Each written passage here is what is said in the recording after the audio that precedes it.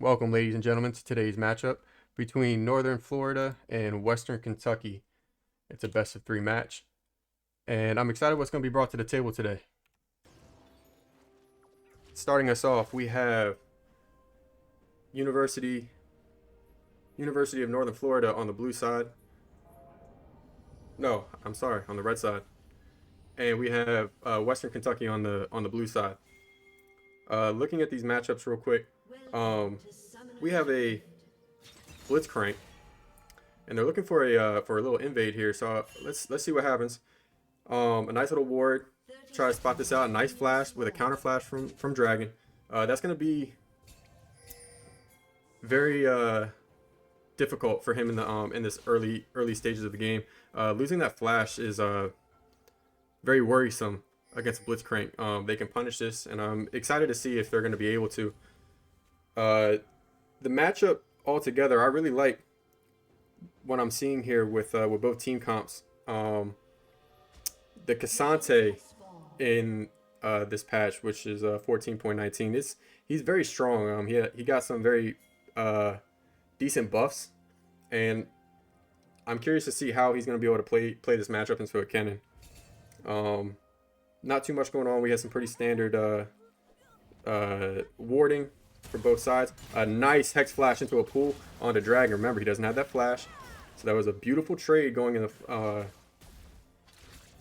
for this Blitzcrank and Varus.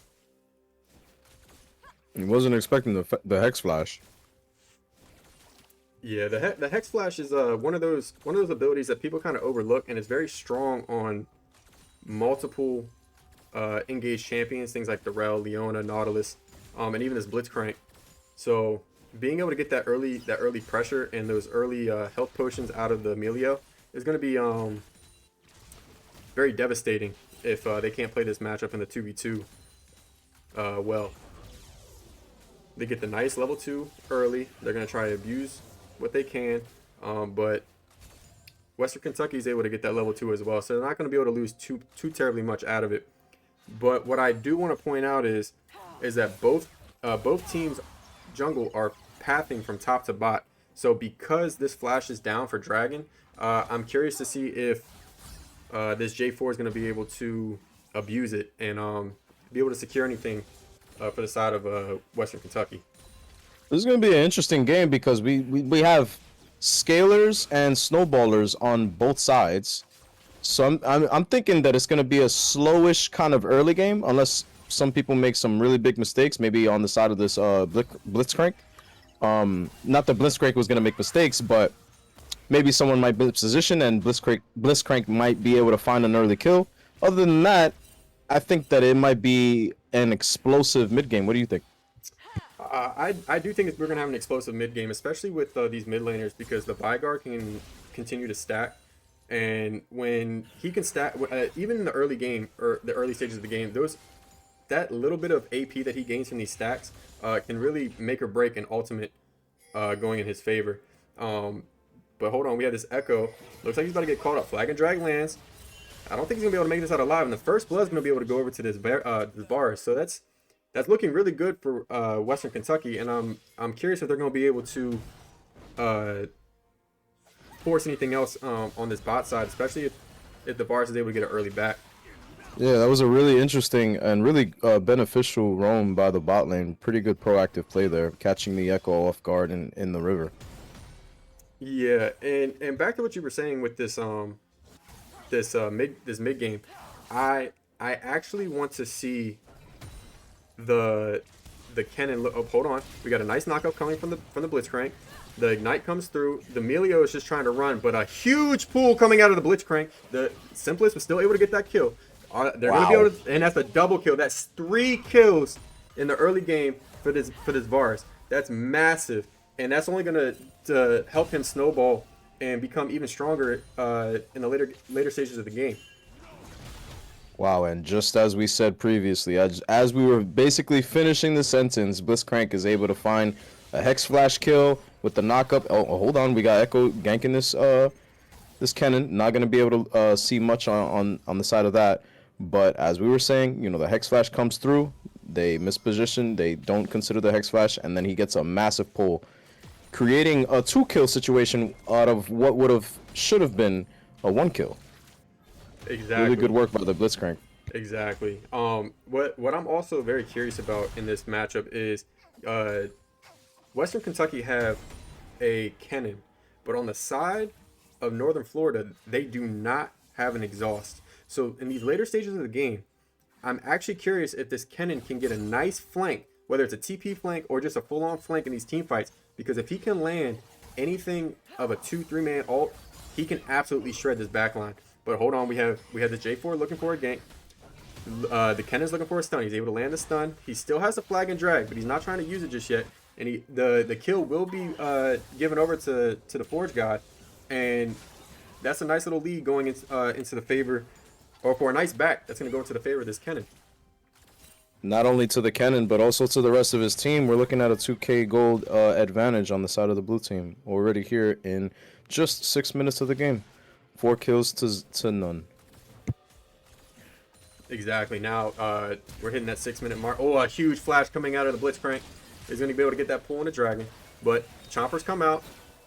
Heal comes out. The Melio is going to be able to survive, but this Jinx is trying to nullify this trade, and it actually, at the end of this, even though the Melio has lost more health, I feel like the trade kind of won out on the favor of the Jinx, just because of the Varus not being able to or losing extra health.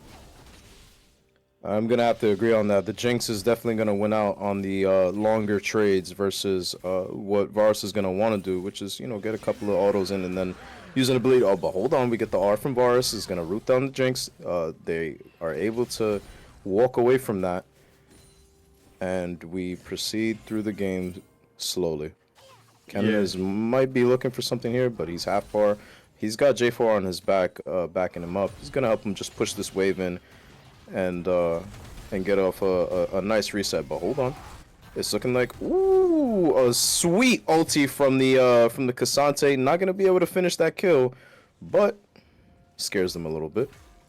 Yeah, and it's actually kind of good because this hold on, we have the Lissandra coming in, flash, nice root coming through. They're gonna be able to focus, and Wazi's gonna be able to get that nice little ultimate kill onto the Blitzcrank. That's a nice trade for the side of Northern Florida. And what I'm curious about this is the Cassante in the top side. He was able to get that all out onto the J4. But hold on, we have them fighting over the red buff. Echo's just going to be able to secure that, force the J4 out of his jungle. And I'm curious to see what all's going to happen here. If the bot lane is just going to try and push this and back, knowing that the J4 is last seen topside, just try to get some poke down, or they're going to try to get a little cheater recall while the waves are still coming to lane. But back to what I was saying with the Cassante all out through the wall on that J4. He had the potential to kill, but I think he wasn't going to be able to. I think he backed off because he wasn't able to get that kill fast enough before the cannon could rotate. But a nice ultimate coming out to the Varus. They turn their focus onto the Varus, but Varus has huge burst damage. That Ignite's coming down, and they're able to get that kill onto the Jinx, but the Melio is going to barely survive. Junior definitely had the barrier, but I don't think he was going to be able to get out. So saving it might have been the best option there.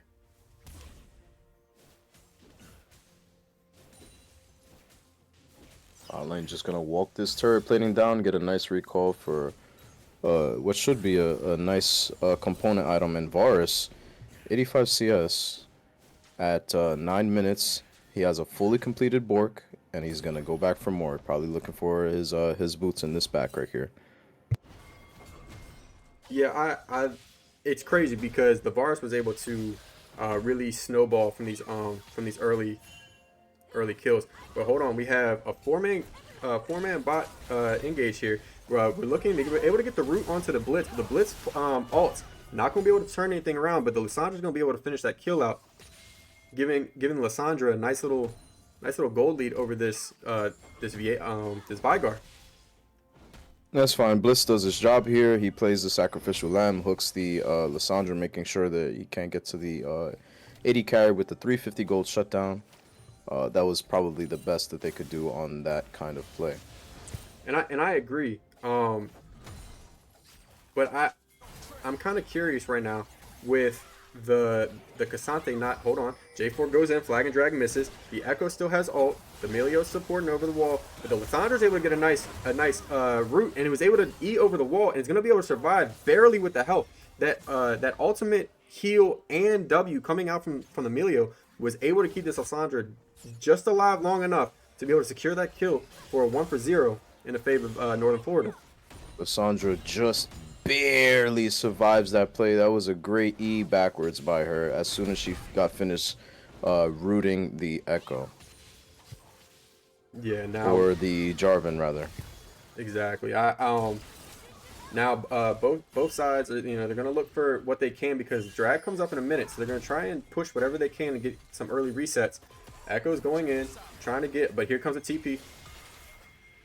Can Echo get out? Echo's slightly out of position here, but a nice pull or a nice hook. Getting backed up by Lissandra here. Exactly. The Blitz tried to look for the flash pull or look for the pull, but was unable to land it onto the Jinx. If Jinx would have got pulled, that would have been game over for Jinx. That would have been an easy kill. Now, Jinx down 4 kills in this matchup versus Varus, but still not out of the game. Still very much a contender and poised to snowball at any given moment. Blue team is going to have to play this pretty carefully if they want to maintain this lead here. Vigard going for this 1v1. Ooh! Somehow Lissandra just walks into the cage and provides just enough time for Vigard to get off his full combo. She's gonna fall in that 1v1. Vigard's gonna press his lead. That was very unfortunate for the side of Northern Florida. The Lissandra was just trying to just play on the edge of that cage, but unfortunately stepped just slightly too far. But while that was happening, the Jarvan was able to secure all 6 grubs for the side of Western Kentucky, and this is going to play a huge part in the later stages of the game. Having 6 grubs on your side can really give you pushing power, a whole new meaning. Things that you think that people can't end. Flag and drag comes. Hold on. J4 is trying to look for something, but the Lissandra's playing just far enough back. The rest of the teams, they're showing up. Meanwhile, that dragon was started. A nice 1v1 starting here. Barrier comes through, but it looks like the Varus is winning this. The Varus was able to get that kill, and mind you, these lethal tempos that just came back into the game is really helping these hyper carries and auto attack based champions. So the Varus being able to utilize that really was able to get his passive procs off of his W and burst out this Jinx while still sustaining. Who flashed interestingly straight into him, melee range. Yes, but I do think that flash was him just trying to flash the Q. Yeah, he could have flashed sideways, but I think it was just one of those things that he instinctively was just trying to miss the damage, and it ended up just not going in his favor that time.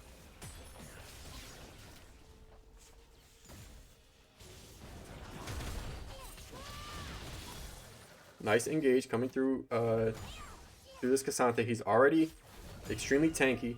I like the kinetic rookin that he actually bought. It's very good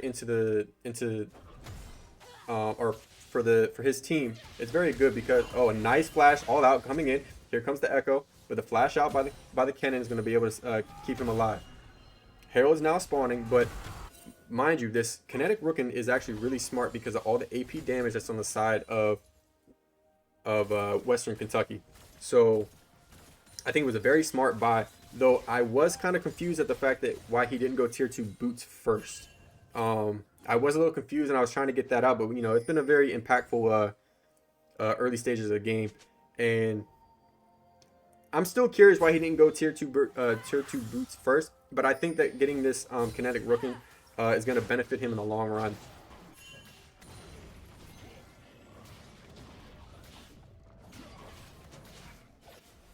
We see Echo hovering, but he's spotted out.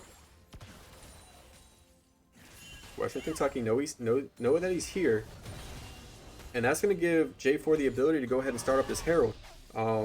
With nothing else being on the bot side of the map, Echo has to try and invade, but he's unfortunately going to come up empty-handed. He's not going to find anything. So this is a pretty free and easy Herald going on the going to the side of Western Kentucky.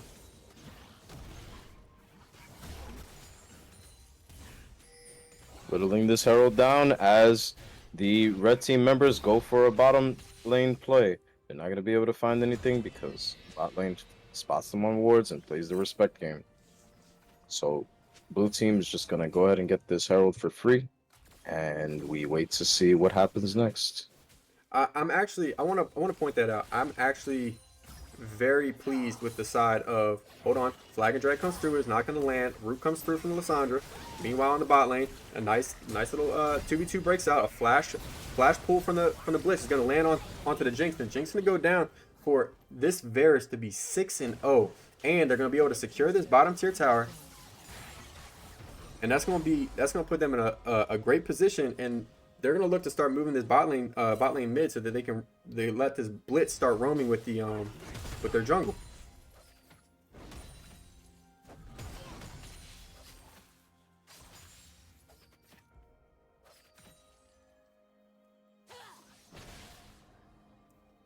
Right now, I like how the Varus is building. The Varus is building the on-hit attack speed. I think this is very smart. And the fact that he's 6-0, a nice flash root coming out from the Lissandra, followed up by a chain CC stun coming from the Echo, but it's not enough to get the kill on this Vygar. Vygar is really trying to just continue to stack his Qs, do the best that he can with what he has at the moment, but he's got to be happy with that. Doesn't die, doesn't go down, doesn't get over his shutdown goal, and is just able to continue to stack on stacking his Qs. I'm surprised the Vygar doesn't die to that, but here we have him going in for, oh wow, his damage is just off the charts already. Not able to see the kill on Jinx, but able to get her down to half as he continues to slow push this wave. We've seen the rest of his team going in for a flank play on this Echo and Jinx. Echo turning. I don't think that he has it. Ooh, just missed the R from Varus. That would have been a dead man. But here we have J4 getting caught out. Roots from Lissandra finishing it from Jinx. But Milio is going to get the kill. Lissandra's is still going in. She's 1v3 here. Not the best play. She gets silenced by Blitzcrank. Totally forgets about that. Not able to do much after she dashes in. Yeah, let's take a look at that real quick. The Echo dives under. He tries to 1v2 and he flashes out. But the slow from the Bork comes through, and the rest of the team's focused down as J4, which was very smart. But he almost died to everything that was going on with this cage. But Lissandra goes in for a nice root, but it just wasn't enough, and he ends up getting chain CC'd, and that just wasn't enough to secure anything for the blue team. So it was a nice trade and a nice little lead coming through for the blue team, and now they're going to be able to secure this dragon.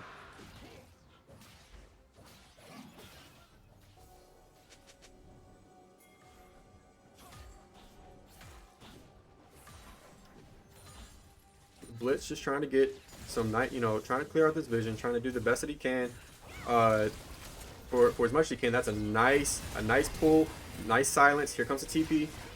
Blitz is just trying to get out. A huge ultimate coming out from Lissandra is going to be enough to chain CC him, and Blitz is going to end up losing his life, but the Varus is able to stay alive and able to back out. That was a great TP from the Lissandra. Able to turn that play once Blitz used everything on the engage for Jinx. Cassante just doing Cassante things, able to just tank up a lot.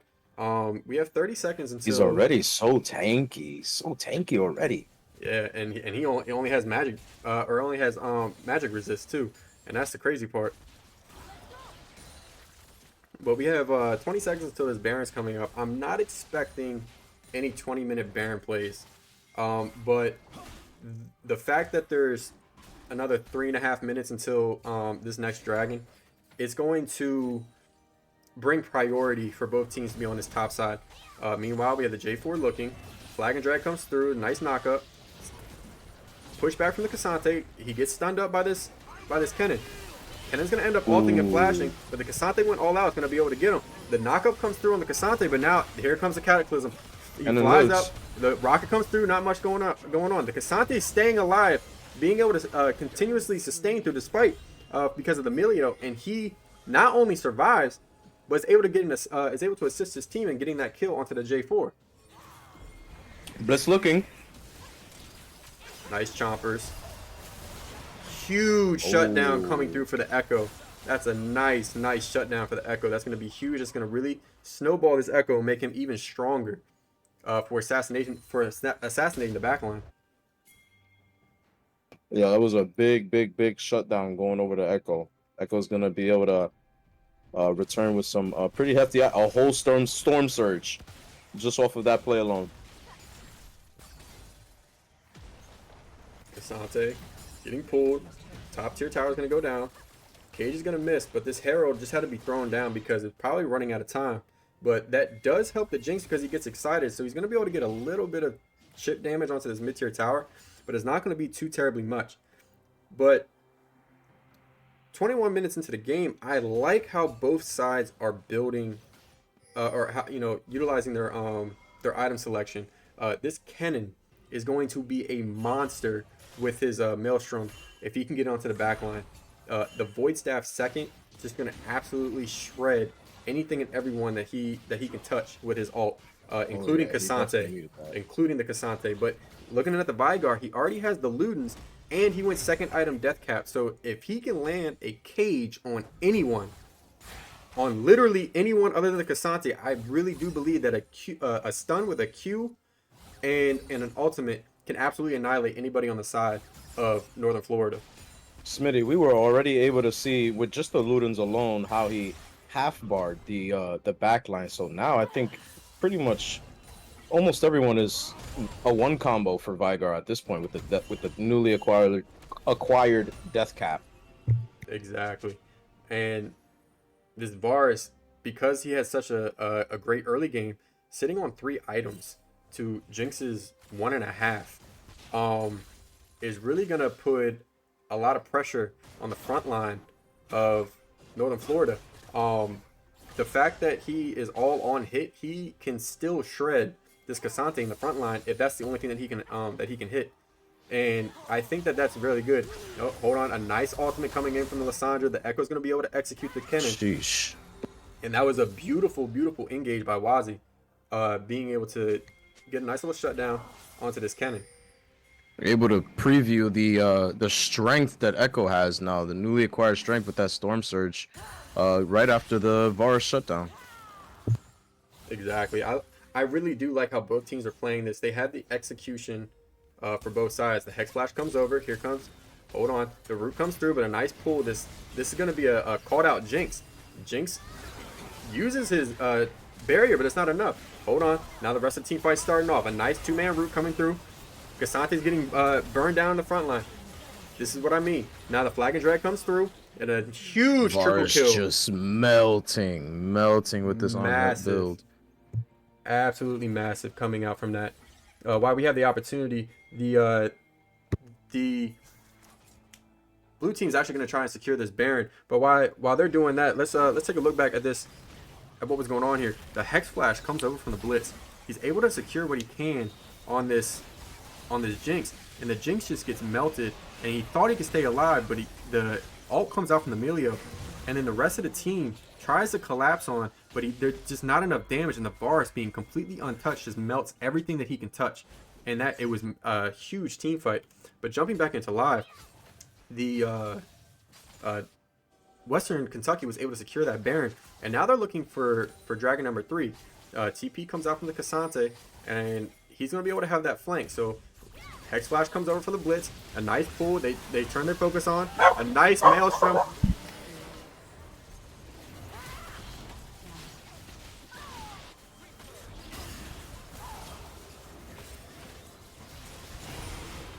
A lot happening here. It's still looking like it's in the favor. I don't know who it's in the favor of.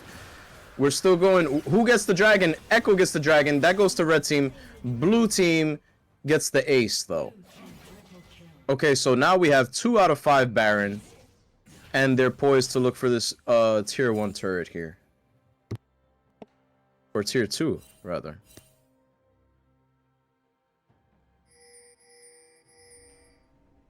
Yeah, they're gonna be able to push this. They're gonna be able to push this forward, especially with these 6 grubs.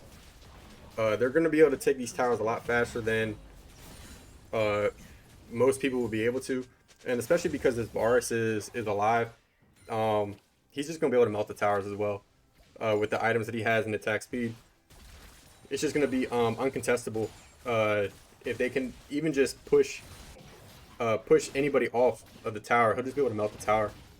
Especially with a beautiful front line coming through with this J4 and Kennen, being able to create the space for him. Whether it's the tower, whether they're looking for a tower dive, or just the team fights themselves, it's going to be very hard to get on top of this Varus. Definitely, especially through the Vygar cage, through the Kennen Maelstrom, through the J4 flag and drag. They have a lot to work towards in these team fights. It's looking like a solo bolo kill for the Kennen. Nice and easy. A little bit of an overkill with the R, but he just wanted to secure it. He has so much damage on him right now, especially with his Storm Surge, and he's building towards a Zanya's Hourglass right now. He's already got the Seekers. He's poised for his next team fight. Exactly. That Seekers is going to come in huge. But what I'm liking right now is the side of Western Kentucky. They're doing very well about. Well, hold on. Uh-oh. The Vygar looking like he's gonna get caught out. A nice cage just to keep him alive just long enough, but it's not gonna help him. This Echo looks like the kill's gonna go over to the Echo, and that's gonna be a nice little kill just because the Vygar overstepped and didn't know that the Cassante was flanking from behind him. Nice and sneaky from the Cassante. But here comes Lissandra coming from the backside with the Echo. Can they grab anything? He jumps in, gets rooted. Looking for the Varus. Nice. Oh, hold on. The Varus completely turns it around. They're not going to be able to kill him. The Varus finally goes down. And now they're trying to turn their attention onto the Jinx. The Jinx goes down, but the flag comes out, but no drag. A nice knockout coming through. They're going to try to focus down this Emilio if they can. Kennen comes through. He's able to get that one. They're able to get 2 kills. Now they're going to turn their focus onto the Cassante, but at this point I feel like they just need to try and get out because Cassante is a lot stronger than people think. They just need to try and get out while they can, use what they can. The nice all-out coming out from the Cassante, but Kennen goes golden. Cassante's gonna kill all of them. Yeah, Vygar the TP. Oh my god. TP into the Maelstrom was disgusting. He got voice staff now. Both of them have void staff. The fact that the Maelstrom came through was able to just completely nullify whatever magic resistance Cassante has, and then the Q, Vygar didn't even ult, he just Q'd. Yeah, I think it was a QW that completely obliterated the Cassante. I cannot believe how strong this Vygar is right now. Yeah, Vygar is a whole new beast, and what's crazy is all he's been doing is farming. He hasn't even been a part of majority of the team fights or kills. Only sitting at 2-2-2. He's barely even been. He's just been, playing. What is that? Playing PVE. He's just been farming. But when he needs to show up, when he needs to be there, he's there, and he's just annihilating. Yeah, he's got the highest creep score in the game right now, and he is just stacking like an AP Nasus. Haven't seen AP Nasus in a long time, but I know that's still disgusting. But we have 40 seconds until this dragon comes up, and just under a minute until this next Baron comes up. So I want to see if these teams are going to try and get. Hold on, a nice stun comes through for the Echo. The Echo has to ult. Cataclysm is able to get both of them stuck in between the wall, and the Flash Maelstrom coming through from the Kennen is able to just annihilate Echo Emilio. I think that they're going to be able to end the game here. Oof, they're definitely looking towards that. They have all members alive, and it's basically a 3v5 right now. They are gonna have to sit on these Nexus turrets and pray. I mean, even though there's no Maelstrom, I don't see how they're going to be able to defend this. They have 6 grubs. There goes down 1 tower. The stun comes through. It's over. The Lissandra just can't do anything. And this Kennen doing the best that he can, just trying to get some damage now. But both Nexus towers are down. They're just trying to pad their stats right now. A nice kill comes through from the Jinx, but that's going to be game. GG.